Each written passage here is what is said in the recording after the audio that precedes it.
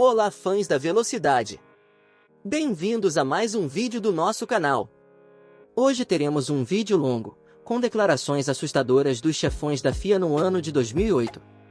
E desde já, deixo créditos ao site motorsport.com. Vamos lá!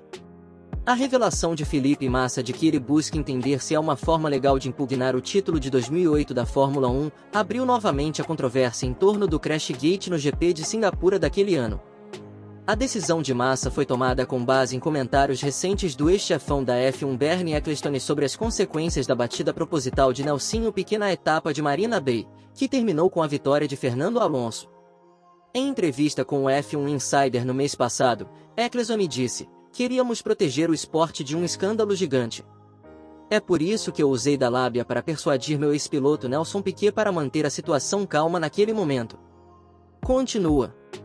Naquela época, havia uma regra de que a classificação do Mundial era intocável após a cerimônia de gala da FIA.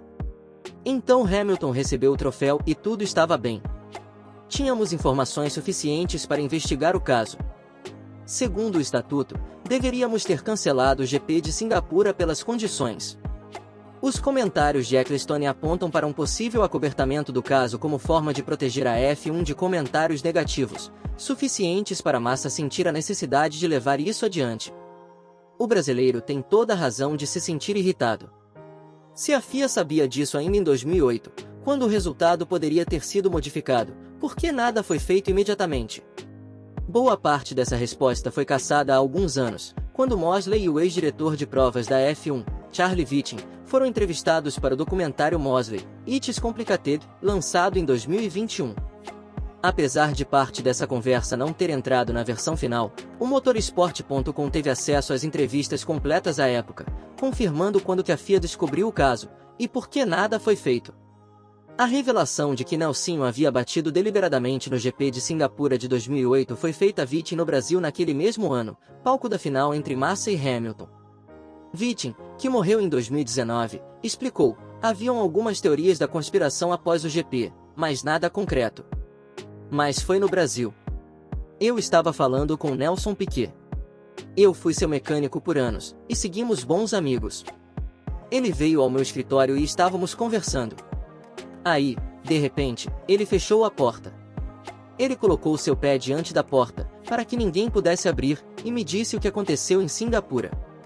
O alvo era Flávio Briatore porque, basicamente, o que ele queria dizer era: Flávio fez meu filho bater." Eu disse: "Uau, isso é muito grave." Não sei se ele havia dito isso a outras pessoas, mas ele me pediu para não contar a ninguém. Ele sabia que eu diria isso a Max Mosley. A versão de Whiting foi confirmada por Nelson à época, dizendo aos investigadores em 2009 que havia informado a Whiting. "No Brasil, eu falei com Charlie", disse Piquet à época. "Eu cheguei nele e perguntei: o que poderia acontecer com Nelsinho se eu revelasse isso? Eu estava com medo de ferrar com a carreira dele." Enquanto Whiting chegou a falar para Mosley o que Piquet havia lhe dito, a FIA evitou lançar uma investigação formal de cara. Refletindo sobre isso, Mosley, um ex-advogado, disse que apesar das palavras de Nelson, a federação não poderia sair acusando porque não haviam provas de que Nelsinho havia sido instruído a bater deliberadamente. A conversa de Piquet com Whiting confirmou o que eu suspeitava, e confirmou o que muitos acreditavam, disse Mosley ao documentário. Mas, claro, não disse nada a ninguém. Não haviam evidências. Aí Nelsinho foi demitido pela Renault, e Piquet veio falar comigo em Mônaco e me contou a história. Eu não falei que já sabia, apenas disse que era terrível. Mosley explicou que, neste momento, ele recrutou investigadores para falar com Nelsinho, visando lançar uma declaração oficial sobre o que aconteceu. Mas, mesmo assim, ele sentia que não haviam provas para uma ação concreta.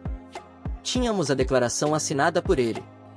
Mas claro, isso não era suficiente, porque eu sabia que, mesmo com essa declaração e as evidências, a defesa da Renault seria dizer: "Acabamos de demiti-lo. Ele está buscando vingança, causar problemas." Mosley disse que foi apenas depois da FIA enviar investigadores e advogados para o GP da Bélgica de 2009 com o objetivo de conversar com a Renault que a federação tinha um caso concreto para trabalhar. Eles entraram escondidos no paddock, porque para mim ninguém tinha que saber, nem mesmo Bernie. Se Flávio descobrisse, ele teria encerrado tudo na hora. Enquanto as entrevistas em Spa convenceram oficialmente a FIA de que haviam provas suficientes para levar o caso ao Conselho Mundial do Esporte a Motor, elas também deram uma ideia do quanto que Alonso sabia. A primeira pessoa convocada foi Alonso, que negou saber sobre o que havia acontecido, disse Mosley. Muitas pessoas provavelmente acham que Alonso sabia, mas é interessante que o superintendente, alguém com enorme experiência de interrogação, disse para mim que estava convencido que Alonso estava dizendo a verdade. Então tudo bem. O próximo convocado foi Pat Simmons, porque ele era uma das 4 pessoas envolvidas. E Pat, claro, é uma pessoa das mais honestas. Então quando ele foi questionado sobre o óbvio, ele disse que não podia responder à pergunta. Assim que ele disse isso, tínhamos uma confissão. Então convocamos Flávio perante o Conselho Mundial e o resto é história. Eles foram banidos e esperamos que não voltem mais. Bom, espero que tenham chegado até o final. Gostaria de saber o que vocês acham disso tudo. Para mim, a FIA não tem mais credibilidade, perdeu toda a moral. Deixe sua opinião nos comentários e se gostou do vídeo não se esqueça de deixar o seu like e compartilhar com seus amigos. Também não deixe de se inscrever em nosso canal para ficar por dentro de todas as novidades do mundo do automobilismo. Até mais!